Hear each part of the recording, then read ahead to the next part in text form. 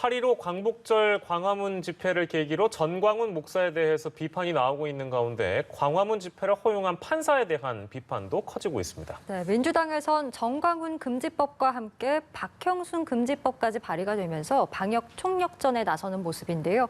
오늘 관련 내용들 손수호 변호사와 함께 자세히 짚어보도록 하겠습니다. 어서 오십시오. 어서 오시죠. 네, 전광훈 목사, 사랑제일교회 측 정부의 방역 활동을 고의로 방해했다 이런 의혹이 불거져서 지금 전광훈 처벌법도 발의가 된 그런 상황인데 일단 전광훈 처벌법이 뭔지도 알아야 될 것 같고 이게 어떤 경우에 처벌이 가능한 건지 처벌 수위도 알아봐야 될 것 같습니다. 굉장히 지금 복잡하게 진행되고 있습니다. 네네. 특히 법안이 굉장히 많이 발의되고 있는데 뭐 아직 통과된 건 아니에요. 예. 하지만 어떻게 법이 바뀔지 모르기 때문에 전체적인 발의 내용을 좀 확인할 필요가 있는데 예. 우선 첫 번째로는 재난안전관리기본법 일부 개정안이 나왔습니다. 예. 이거는 이 재난 상황으로 인해서 피해를 입은 사람 예. 또는 또 우려되는 사람에 대해서 개인정보 제공 요구에 응하지 않을 시에 3년 이하 징역 또는 3천만 원 이하에 처할 수 있는 그런 처벌 규정을 신설하는 일부 개정 법률안이 나와 있고요. 예. 그리고 또 언론에서 이른바 전광훈 방지법, 예. 금지법 등으로 부르고 있는데 이게 국회 의안정보 시스템 가보면 이 전광훈 처벌법이라는 거는 당연히 없죠. 예. 그러면서 이게 대체로 감염병 예방 및 관리에 관한 법률에 대한 일부 개정 법률안입니다. 네. 예. 근데 다 다양해요, 내용이. 그중에서 민주당 보건복지위원회 그 간사인 김성주 의원이 대표 발의한 법률안을 좀 관심 있게 볼 필요가 있어 보이는데요. 네. 우선 구상권에 대한 근거 규정을 넣자라는 네. 부분이 있고요. 그리고 또 처벌도 강화하자는 겁니다. 예. 이 처벌이라는 게요. 지금 이미 처벌 규정들이 있어요. 예, 예. 그래서 새롭게 추가하는 건 아니고 적어도 예. 이 법률안은 예. 지금 현재 있는 게 역학조사를 뭐 거부하거나 뭐 방해하거나 회피하거나 뭐 일부러 사실을 뭐 누락 은폐하거나 또는 뭐 거짓 진술을 거짓자로 제출하는 경우 이런 경우에도 현재 처벌하거든요. 예. 2년 이하 징역 또는 2천만 원 이하 벌금입니다. 네네네. 그런데 이런 경우에 이 처벌 수위가 너무 낮다. 그러니까 2분의 1까지 가중하도록 예. 이렇게 법을 바꾸자는 겁니다. 또 처벌 규정이 하나가 더 있습니다. 입원 치료를 받아야 하는데 또는 자가 격리, 자가 치료를 해야 되는데 이거를 거부한 경우, 응하지 않은 경우에도 역시 처벌 규정이 있습니다. 1년 이하 징역 또는 1천만 원 이하 벌금이거든요. 네. 예. 이거 역시 2분의 1까지 가중하자라고 하는 게 김성주 의원이 대표 발의한 법률안 내용이고요. 예.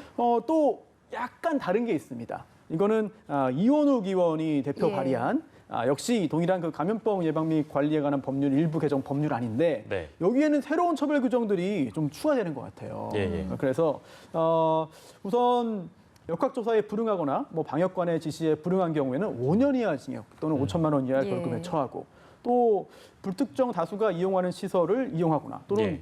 교통시설을 이용한 경우에는 3년 이하 징역 또는 3천만 원 이하 벌금에 처하고 또 방역 활동이나 뭐 감염병 관련된 허위 사실을 유포할 경우에 2년 이하 징역 또는 2천만 원 이하의 벌금에 처하자는 내용들이 있습니다. 예. 예. 그리고 또 마지막으로 하나만 소개해드리면 오영환 의원이 발의한 것도 있는데 예. 이거는 집합금지명령 위반 시에 5년 이하 징역 또는 5천만 원 이하의 벌금에 처하자. 이렇게 처벌 대상도 넓히고 예. 처벌 예. 수위도 강화하자는 내용이 잇따라서 발의되고 있습니다. 예. 예. 좀 눈에 띄는 부분을 보면 결국 그 민주당 이원욱 의원이 대표 발의했던 감염병 예방관리법 개정안 보면 감염병 환자가 방역 수칙을 어겼을 시에는 긴급 체포까지 가능하게 되는 부분이 이번에 포함이 된 거잖아요. 맞죠? 사실 예. 그 법률 안에 긴급체포 규정이 따로 들어가 있지는 않아요. 예. 왜냐하면 이 긴급체포라는 게 형사소송법에 규정이 있는데요. 이게 그 사형, 무기 또는 장기 3년 이상의 징역이나 금고에 해당하는 죄를 범했다고 의심할 만한 사유가 있어야 됩니다. 네. 즉 상대적으로 경미한 범죄의 경우에는 긴급체포 대상이 아예 아니에요. 따라서 지금 현재 존재하는 감염병 예방 및 관리에 관한 법률을 위반한 범죄라 하더라도 네. 긴급체포 대상이 아닌 경우가 상당히 많습니다. 따라서 지금 현재 존재하는 이 처벌 규정의 처벌 수위를 높여서 형사소송법이 규정하고 있는 긴급체포 대상에 해당되도록 하자라는 예. 그런 취지로 이해할 수 있을 것 같습니다. 예. 참 이게 여러 가지 법들이 나오면서 아직 이제 발의 단계이기 때문에 통과까지는 좀 먼 얘기긴 한데요. 네. 좀 기다려봐야 될 것 같고 아무튼 이번 상황을 계기로 해서 여러 가지 법안들이 민주당을 중심으로 나오고 있다라는 말씀이었습니다. 그리고 저희가 초반에 소개했던 부분은 이제 그 판사에 대한 얘기도 지금 비판이 나오고 있어서요. 아까 잠깐 저희가 리포트로 보여드리기로 했는데 이원욱 의원이 이 판사의 오판이 다시 발생하지 않도록 하는 이른바 이거는 이제 판사님 성함인 것 같은데요. 박형순 금지법을 발의했습니다. 이것도 좀 비교해서 설명해 주시면 좋을 것 같은데요. 사실 이 박형순 금지법도 뭐 당연히 법 정식 명칭은 아니고 예. 그리고 또 판사가 판단을 제대로 하도록 뭐 하는 그런 예. 특별한 법이라고 하기도 좀 어려워요. 예. 따져보니까 네네. 우선 집시법, 집회 및 시위에 관한 법률을 일부 바꾸자는 내용입니다. 예. 즉 지금 현재 집시법에 의해서 원칙적으로 금지되는 그런 집회들이 있는데요. 예. 첫 번째로 헌법재판소의 결정에 의해서 이제 해산된 그런 정당의 목적을 달성하기 위한 집회. 예. 그리고 두 번째가 이제 명백하게 뭐 집단적인 폭행, 협박, 손괴, 방화 등으로 인해서 뭐 공공의 안정 질서에 직접적인 위협을 가할 것으로 보이는 집회. 예. 나 시위 예. 이런 경우는 원칙적으로 금지됩니다. 네. 그런데 여기에 하나를 더 하자는 거죠. 추가하자는 겁니다. 그게 예, 바로 예. 뭐냐면 이제 그 다수 국민의 생명권을 보장하기 위해서 감염병의 확산을 막기 위한 조치를 취해야 되는 것이기 때문에 이런 예. 경우 그런 위험이 있을 경우에는 원칙적으로 집회와 시위를 할 수 없도록 하자라고 하는 내용을 추가하는 게 바로 집시법 일부 개정 법률 아니고 예. 또 여기에 연동되는 게 있습니다. 네네. 그게 바로 그 행정소송법인데요. 예. 집시법을 그렇게 바꿨기 때문에 네. 그러한 사유로 이제 집회와 시위를 하지 못하게 된 경우에 예. 이번처럼 예.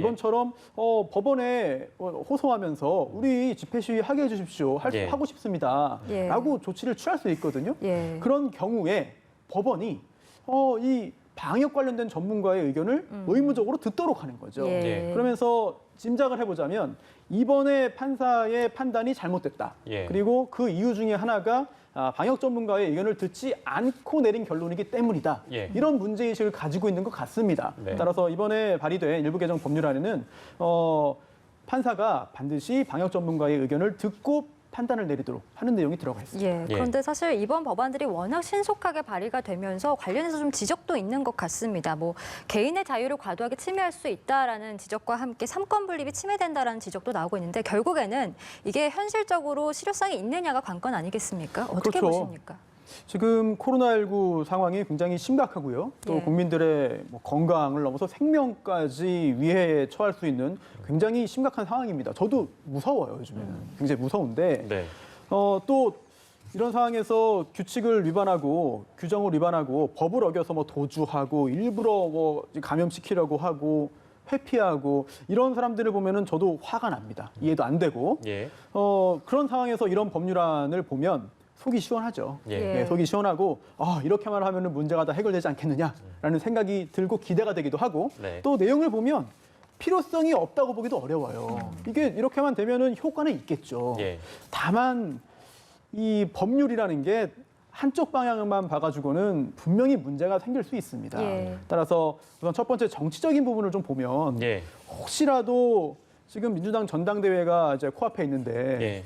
민주당 강성 지지자들의 어떤 지지를 얻기 위한 그런 노력인가 싶은 생각이 들기도 하고요. 예. 또 지금 또 법적으로 보더라도 결국 이런 법이 이런 내용으로 통과돼서 시행될 경우에 다른 누군가의 다른 기본권은 그만큼 또 제한될 수밖에 없습니다. 예. 뭐 표현의 자유, 집회 시위의 자유 등등이죠. 그렇다면 적절한 수준과 적절한 선과 균형이 필요한데 네. 과연 그 지점이 어디냐라는 부분들은 또 다른 논점을 좀 낳을 수가 있습니다. 예. 그리고 지금처럼 입법 드라이브를 이제 걸었을 때 예. 물론 뭐 여야 간에 보수 여당과의 타협이 이루어지지 않는다 하더라도 법안을 처리할 수는 있거든요. 예. 하지만 그럴 경우에는 과연 그렇게 해서 통과시킨 법이 예.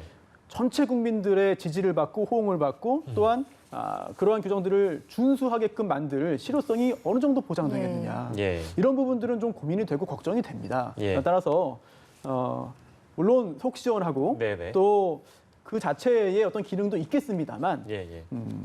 좀 신중하게 예. 생각을 해서 좀 균형점을 찾고 절충하고 좀 심각하게 좀 논의를 할 필요성도 있어 보여요. 예, 예. 그렇습니다. 맞는 말씀인 것 같고요. 자, 이거 좀 다른 얘기 같은데 사랑제일교회 변호인단이 지금 정세균 국무총리도 고발했고 방역지휘부도 검찰에 지금 고발한 그런 상황인데 이제 그 근거를 보면 이게 과연 맞는 얘기인가 싶을 정도로 뭐랄까요? 이게 거의 가짜뉴스에 가까운 주장들을 많이 하고 있는데 이런 건 처벌되기가 어렵습니까? 어떻습니까? 일단 이 가짜 뉴스라는 게 이제 법률 용어는 아니기 때문에 예, 예. 과연 이 가짜 뉴스를 어떻게 처벌할 것이냐, 네. 어느 정도 수위냐라고 그 질문을 하시면 예. 항상 좀 난감합니다. 예. 그래서 만약 그런 거짓말이 거짓 뉴스가 예. 뭐 누군가의 뭐 당선이나 뭐 이제 낙선을 위한 것이라면 또는 예. 자기 자신의 뭐 공직선거법 위반이 되겠죠. 하지만 지금은 그런 상황은 아니고 그렇습니다. 따라서 가짜 뉴스의 그 내용이 누군가에 대한 명예훼손이라면 또는 모욕이라면 이거는 기존에 존재하는 그런 처벌 규정을 적용할 수 있어요. 예. 뭐 정보통신망법도 있겠고요. 예. 그리고 또 혹시라도 이런 가짜 뉴스가 즉 곧바로 속임수가 되어서 예. 즉 위계가 되어서 공무집행을 방해한다면 또는 그런 시도를 했다면 이거는 위계에 의한 공무집행 방해죄 성립 가능성도 배제할 수는 없습니다. 예. 또한 그와 동시에 그와 함께 지금 여러 가지 역학조사에 대한 방해 활동 등도 감염병 예방법에 의해서 처벌을 하고 있거든요. 예. 그래서 이런 가짜뉴스 제조와 유포와 확산 행위가 이런 그 감염병 예방법에서 금지하고 있는 여러 가지 행위에 해당한다면 예. 역시 처벌 대상이 될 수 있습니다. 예. 따라서 가짜 뉴스 처벌법은 따로 현재 없지만 예. 기존에 존재하는 여러 가지 규정들을 종합적으로 검토해서 이런 일이 생기지 않도록 강한 조치를 취할 필요가 있고요. 예. 또 무고죄도 있습니다. 예. 무고라는 게 이제 지금 교회 측에서 뭐 직권남용 강요죄로 뭐 여러 사람들을 뭐 고소한다 고발한다 하고 있는데 그게 아닌 거 알면서 한 행위라면은 이거는 무고죄 가능성을 배제할 수 없겠고요. 예. 그리고 또 지금 특히 최근에 한 이야기 중에 이런 게 있습니다. 가짜 통계로 방역 실패 책임을 교회에 전가했다. 네네. 근데 이 다른 의견이라면 예. 또는 주장이라면 사실의 적시가 아니기 때문에 명예훼손죄에서는 비껴갈 수 있는데 이 가짜 통계라는 얘기는 예. 정부의 통계가 거짓이다, 그렇죠. 허위다, 네. 틀렸다, 우리를 탄압하기 위해 일부러 이렇게 꾸며낸 거다라는 조작했다는 의미거든요. 얘기잖아요, 네, 주장이. 그런 주장이라면 그리고 또 그게 바로 사실에 관한 내용이잖아요. 이게 옳다, 그르다, 이게 사실이다, 아니다를 판단할 수 있는 부분이기 때문에 예. 사실 적시입니다. 만약 이게 허위라면 예. 여기에 대한 책임은 피하기 어려울 것으로 보입니다. 예, 예. 알겠습니다. 저희가 가짜 뉴스에 대해까지 좀 짚어봤고요. 오늘은 손수호 변호사와 함께 관련된 내용들 짚어봤습니다. 말씀 고맙습니다. 고맙습니다.